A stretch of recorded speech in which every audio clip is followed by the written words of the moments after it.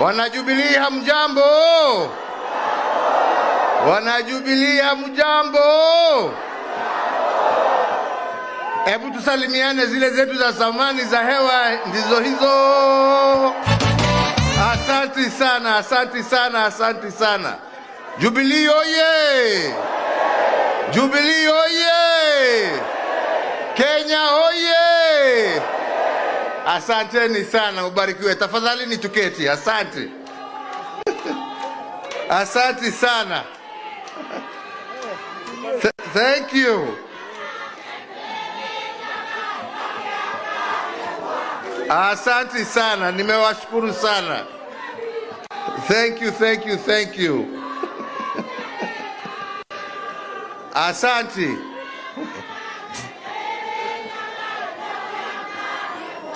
Asante sana. Thank you, thank you, thank you. Wajubilee wenzangu hamjambo? Hamjambo tena. Wacha nianze kusema ya kwamba niko na furaha nyingi sana siku ya leo kuwa pamoja nanyi, na niwashukuru nyote ambao mmeweza kufika hapa. Nishukuru pia wale ambao hawakuweza kufika, lakini najua tuko pamoja na wao katika runinga na mambo mengine na social media. Na niseme naungana na vile ndugu yetu Secretary General amesema.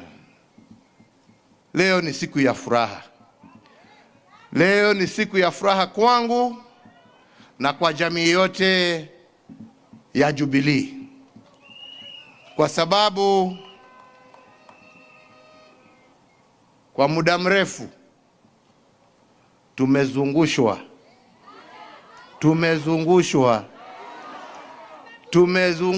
na kusumbuliwa. Wachache wamelipwa, wengine wamejiita wakuu, lakini hakuna mkuu kushinda Mwenyezi Mungu, na tumejiona tukiwa hapa. Kwa hivyo tumshukuru Mwenyezi Mungu.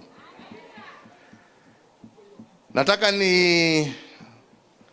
kama MC ameniingilia kidogo, wacha nisome hii yangu kidogo, kwa sababu sitaki kuwa misquoted or misrepresented. Nataka niseme yale ambaye yako katika roho yangu, na ndio tuweze tujipange na tujue kutoka hapa kwenda mbele ni barabara gani ambaye tutaelekea, si ni hivyo? So therefore, party members and my fellow Kenyans, today marks almost 3 years, as the Secretary General has just informed us, since we last gathered here at this very same venue and held our last National Delegates Conference. This is through no fault of my own, but as a direct result of devious machinations by those who wanted to falsely and forcefully take over this party. As we meet today, I wish to take this very early opportunity to thank all those loyal party members, the many lawyers and Kenyans of goodwill who have ensured that once again we are able to meet and restart our journey forward again. Asanteni sana. Politics, as we have seen, is about many things. But one thing that cannot be overridden is that politics is first and foremost about the collective will of the people, exercised either by members of the party, like we are here today, or by the citizens of a democratic nation through the ballot box. So it is my hope that from today we shall see the end of machinations and the start of a democratic process, because it is the people who will decide. Sio watu wachache kujifungia pahali ama watumwe na watu wengine, kwa sababu tunajua hata hawa ni kutumwa, walikuwa wametumwa. Ni wananchi, members wa chama ambao watachukua hatua na decision ya kutueleza mwelekeo wa chama utakuwa mgani, sio watu wachache pahali kidogo huko. So 3 years ago, at the end of a hotly contested general election, and amid an atmosphere of hostility, not only to our party, but to myself, members of my family, and members of my administration. But despite that, I stood at this same venue, ready to begin a process that should have been normal in any mature democracy. A process of rejuvenating our party and infusing it with new leadership, a new crop of leaders inspired by a new generation who would craft our party's future as well as our shared vision for our country. After having handed over the reins of state to a new administration in a full and orderly manner, as you all witnessed, I expected the same for our party. Unfortunately, this was not to be, for reasons as explained. Ladies and gentlemen, I have been in active politics for the greater part of my life, 40 years plus. I have seen it's good, I have seen it's bad, and even it's ugly. But at every juncture, I have always tried to do my best in the spirit of service to my party, but most importantly, service to this country that I love. I have both lost elections and won elections, taking each in my stride, learning that in politics, you can never be led by bitterness, anger, or hate. That only deviates you from your mission and vision. Wale wanataka kuendelea na matusi, hiyo ni shauri yao.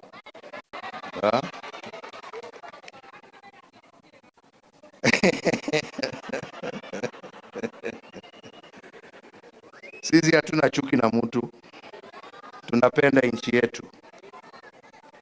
I have had my fair share of successes as well as challenges. But the truth of the matter is that none of this would have been possible if I myself, at an early age, had not been given the opportunity and support to take up various leadership positions in our country.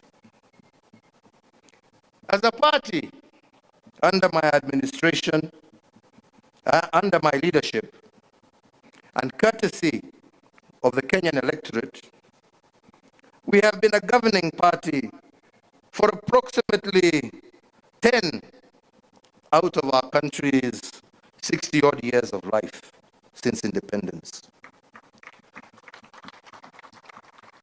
Looking back, there are things we can be proud of, and admittedly, there are things that we could also have done better.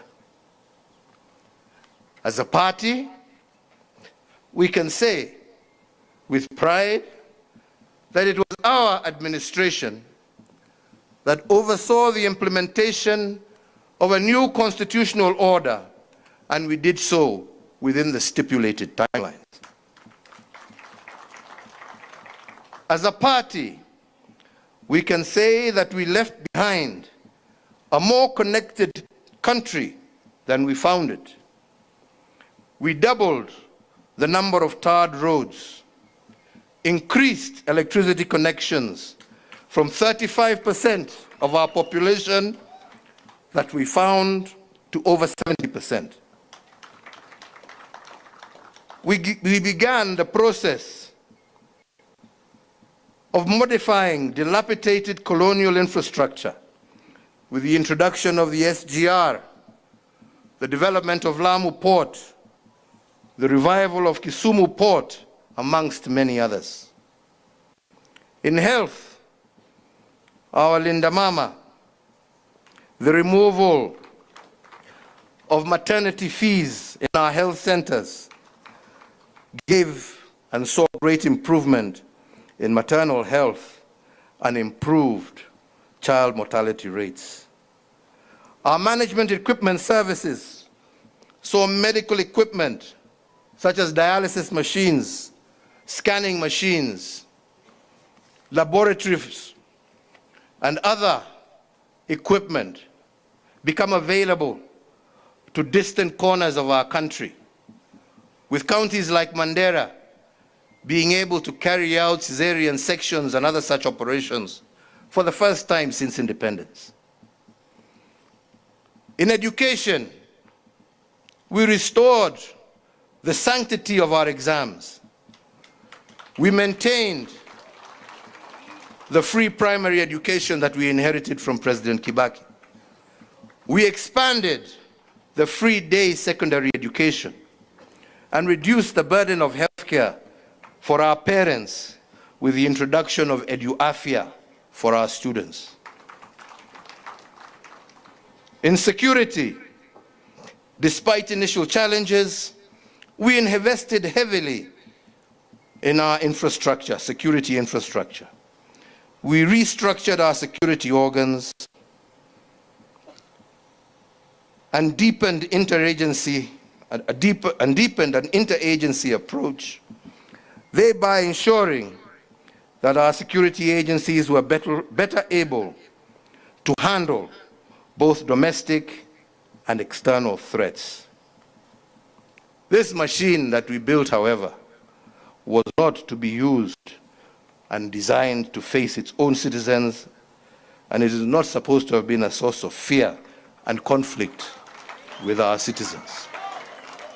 Ilikuwa ya kulinda wananchi, sio kuumiza wananchi.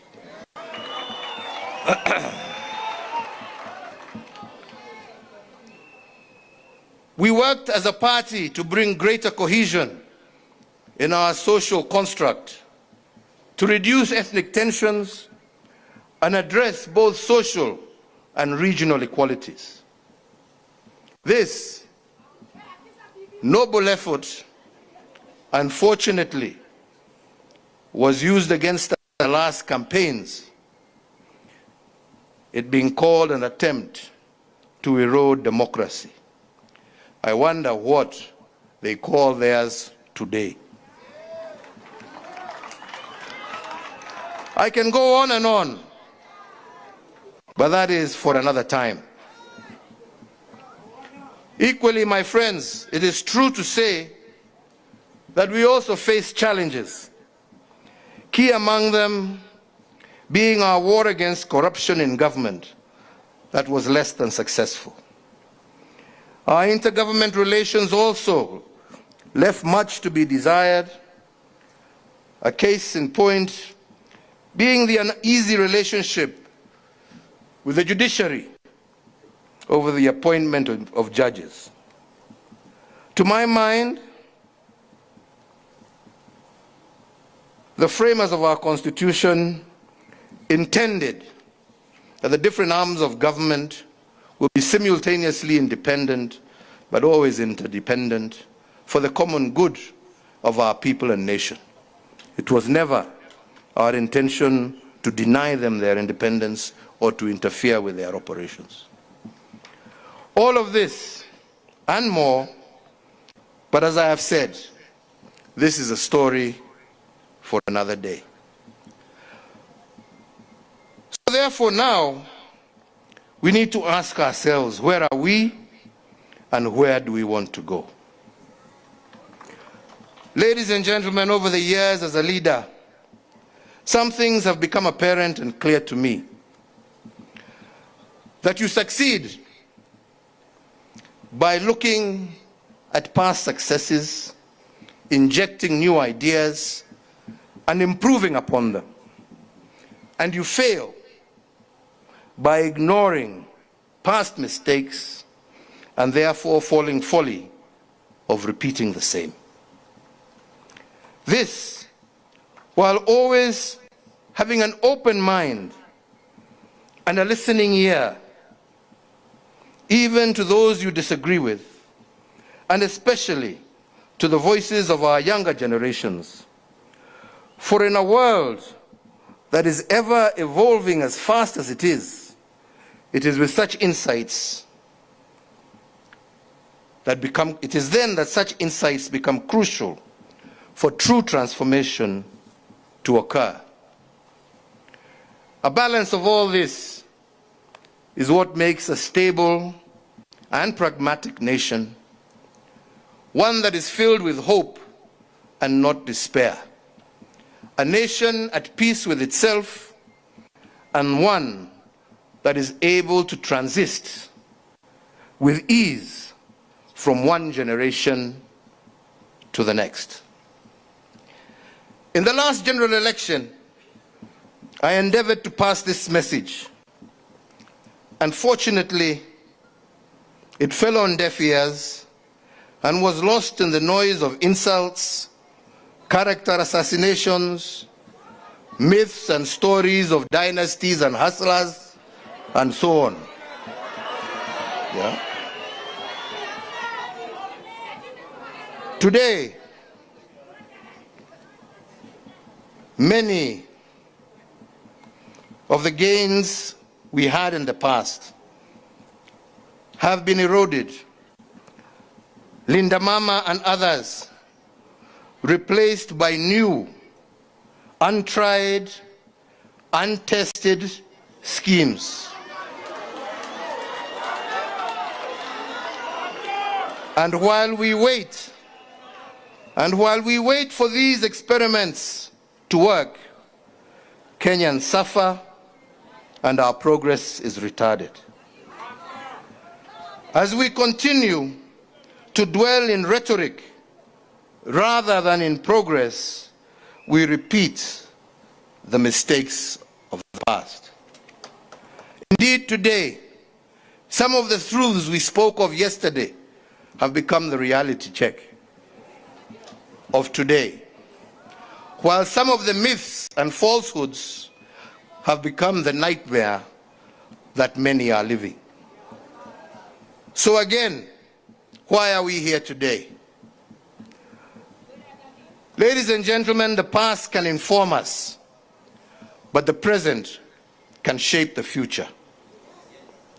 So the first thing, as our Secretary General has told us, our first mission today was to pass amendments to our party's constitution. Amendments to ensure that the machinations of the past shall never be used again to hold back our progress. Second is to seek your approval to put in place measures to rejuvenate our party and set in motion a process of injecting new blood into our party structures and hierarchy.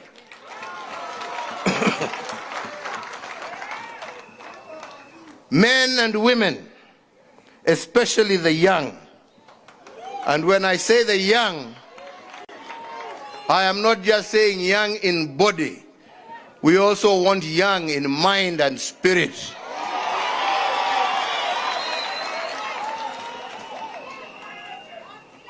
Men and women of integrity who can be trusted with our future.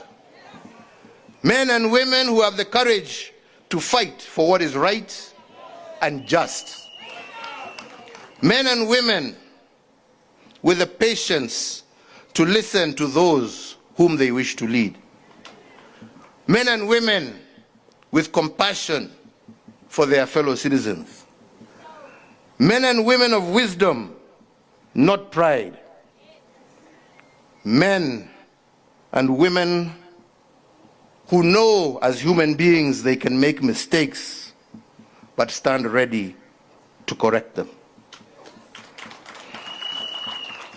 I have watched quietly the ongoings of the recent past and greatly admired the tribeless, steadfast courage of today's generations. A generation that knows what it wants and is determined to achieve it, whatever the cost. It is my hope today that as some of us give way, that those same young ones, with the same energy, conviction, and patriotism that we saw in the streets, you will be able to use them to transform the structures of our party, and ultimately you yourselves enter the corridors of power and high office and take charge of your own destiny.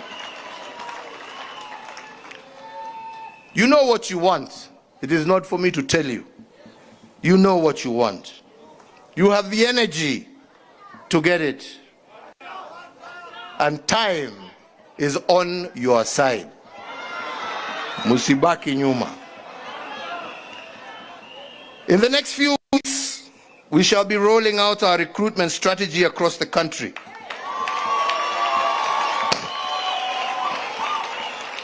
Across generations and gender.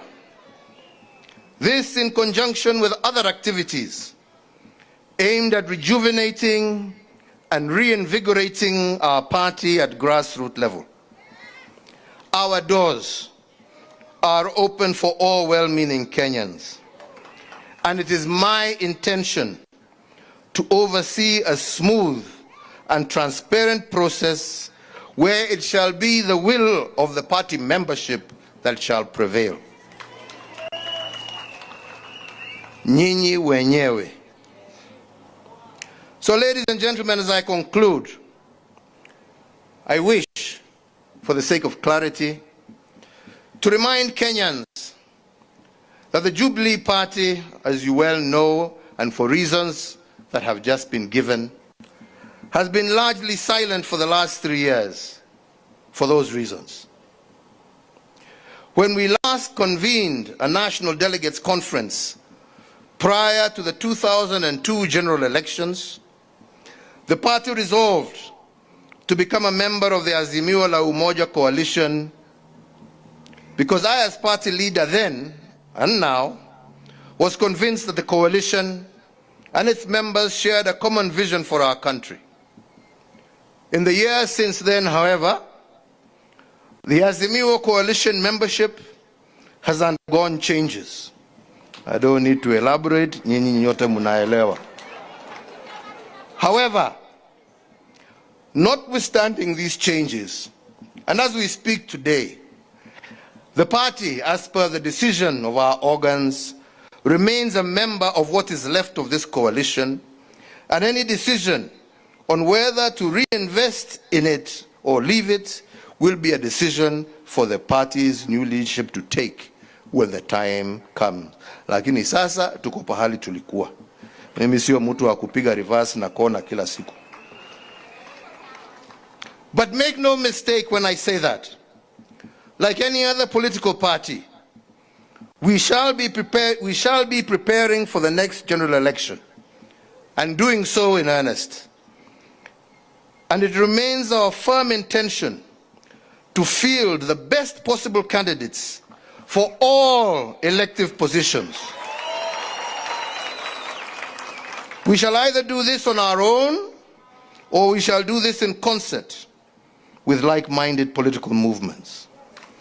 It is therefore my hope that a newly energized Jubilee Party will achieve two immediate outcomes. Firstly, to provide a suitable platform for visionary aspiring leaders to offer themselves up in the service of their nation. And secondly, for the citizens of Kenya to be present with a vibrant set of options from which to elect leaders of their choice in accordance with the democratic ideals of our constitutional order and what our national constitution states. Kwa hivyo wenzangu, niliwaambia mimi siku hizi siongeangi mengi, na najaribu saa kukaa on point, sio hapana. Unajua sasa wataenda watanichukua wapindue ingine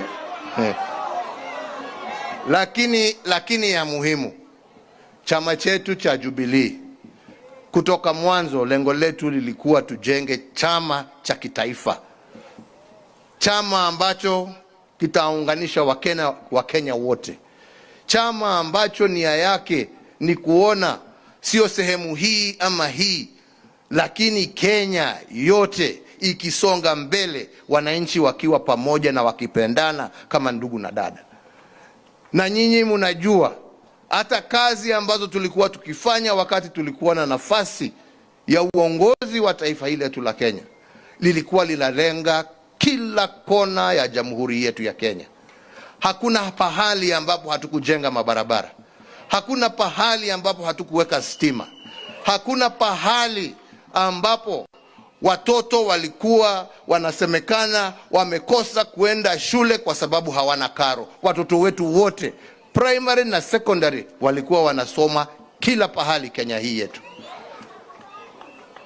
Na hiyo ndio njia ya kuinua hali ya maisha na tuweze kusongesha taifa letu mbele. Mambo hii ya kusema ati chama hii ni ya upande hii, chama ni ya upande hii, chama ni ya upande hii, la, wacha tuwe na national parties ambazo zinaunganishwa kwa sababu ya sera, lakini sio kwa sababu ya pahali ambapo zimetoka. Hakuna sababu ya nyinyi kama wana Jubilee kuchagua mtu kutoka kila kona yeyote ya Kenya. Haja ni nyinyi mjue ya kwamba huyo mmechagua ni mtu ambaye atajitolea kutendea Wakenya wote pahali popote walipo kwa haki, bila kupora na bila kutenga mtu yeyote. That is the only thing that is important. Sio mtu ametoka wapi ama umezaliwa wapi. Na ndipo nilikuwa nawaambia hii story, watu walikuwa wanazungusha sijui hasla, sijui huyu ni mtoto wa single mother, si huyu ni mtoto wa dynasty. Mimi najua watoto wangapi wa single mother ambao wamesoma vizuri sana na wameendea lakini kusema ati wewe sababu wewe umezaliwa na single mother, hiyo ndio qualification yako ya kuchaguliwa? Hapana. Njoo uambie Wakenya ni nini utawafanyia. Pahali popote umezaliwa, haja ni nini unawafanyia. Anyway, hapana.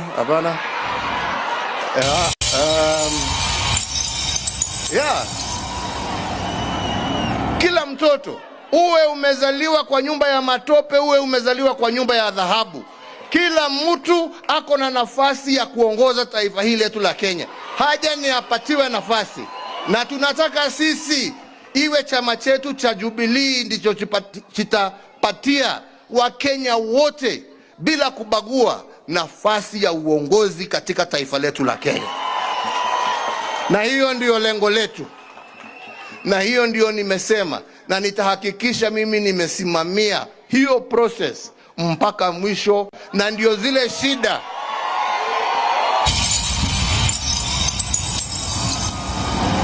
ambazo zilitokea hapo awali, watu kuwa wanauza matikiti na mfuko kulingana na ile pesa wamepewa. Hiyo system imeisha.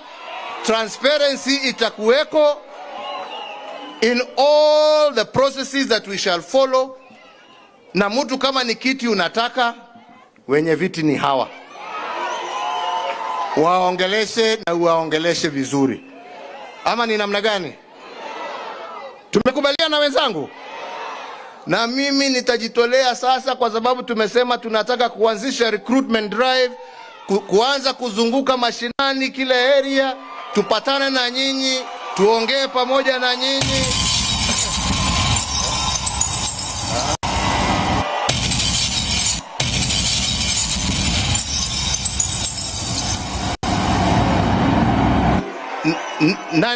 Na ndio pamoja tujue mwelekeo wa kesho. Tumekubaliana wenzangu? Sisi tuwe watu wa amani. Sisi tusiwe watu wa kuchafua na maneno ambaye hayastahili. Sisi tusiwe watu ya matusi. Sisi tuwe watu wa kueneza upendo, amani na maendeleo katika taifa letu la Kenya. Na najua tukiwa hivyo, tukiungana na wengine, Mungu ndio anajua barabara ambayo ametupangia tukielekea huko mbele. Kwa hayo machache na mengi, mimi nasema Mungu awabariki, Mungu awalinde, Mungu alinde chama chetu, Mungu alinde wananchi na nchi yetu ya Kenya. Asanteni sana. Thank you very much.